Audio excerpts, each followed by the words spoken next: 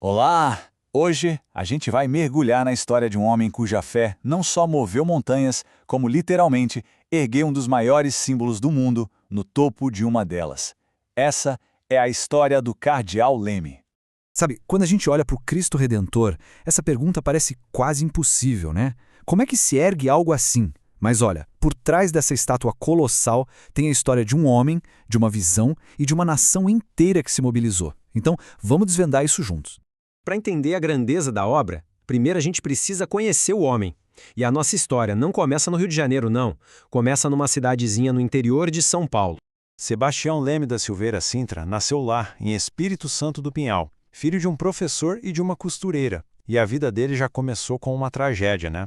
Ele perdeu o pai com pouco mais de 1 ano de idade. Foi criado pela mãe, a Dona Ana, e desde muito cedo ele já mostrava uma inteligência fora do comum.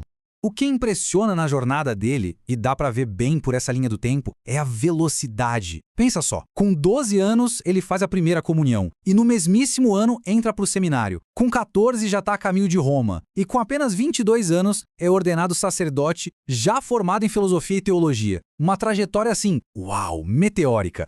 E mesmo com o mundo se abrindo para ele, o Leme nunca esqueceu de onde veio. Ele tinha um apelido carinhoso para a cidade natal, Santa Terrinha. Essa citação aqui mostra o tamanho da conexão dele com as raízes, sabe? Um amor que ele sentia que era grande demais para caber em palavras.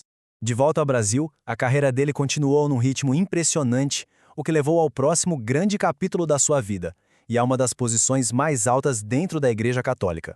Em 1930, depois da morte do cardeal Arcoverde, Dom Sebastião Leme foi nomeado sucessor. Foi um momento de orgulho imenso para o país. O Brasil continuava tendo um lugar no Sacro Colégio, e Leme se tornava uma figura de importância internacional.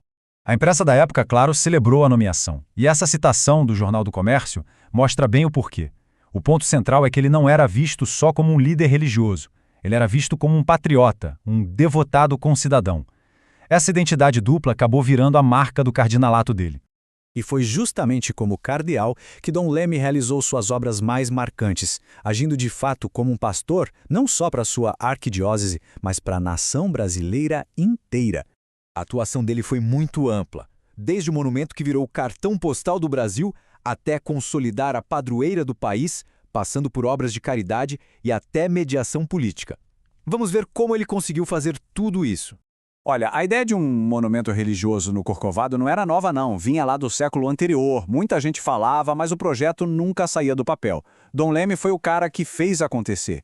Ele entendeu que, mesmo com tantas outras necessidades, construir aquele monumento tinha virado uma questão de honra para a consciência católica do país.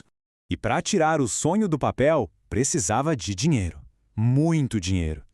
Esse número aqui é de cair o queixo. Dom Leme organizou uma campanha nacional que arrecadou mais de 2.500.000 contos de réis. Uma quantia astronômica para a época, que veio de doações do Brasil inteiro. O processo todo pode ser resumido nessas 4 grandes etapas. Começou com a visão do Leme. Depois, a mobilização nacional para arrecadar o dinheiro. Aí vieram anos e anos de um trabalho de engenharia super complexo. E, finalmente, a grande inauguração em 12 de outubro de 1931. Um dia que ficou para a história do Brasil. Mas o legado dele vai muito além da estátua, viu? Foi Dom Leme quem promoveu as grandes homenagens que consolidaram Nossa Senhora Aparecida como rainha e padroeira do Brasil.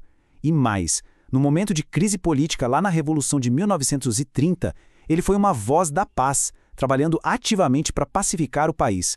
Dom Sebastião Leme faleceu em 1942, mas o que ele deixou para trás vai muito além da sua própria vida. Vamos dar uma olhada nesse legado. Foram 12 anos intensos como cardeal. Ele faleceu jovem, com 60 anos, nos seus aposentos lá no Palácio São Joaquim, no Rio. A morte dele encerrou um capítulo, mas a história dele, essa estava longe de terminar.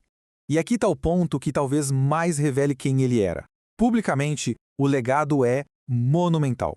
Mas o que ele deixou para si mesmo? O testamento revelou que ele não possuía bem nenhum. Seus pertences eram uma cama simples e um quadro de São Sebastião, um presente da mãe dele. Esse contraste entre a grandeza pública e a humildade pessoal, isso define a essência da vida dele. No final de um congresso, o cardeal Leme disse essas palavras, que ecoam quase como um testamento espiritual.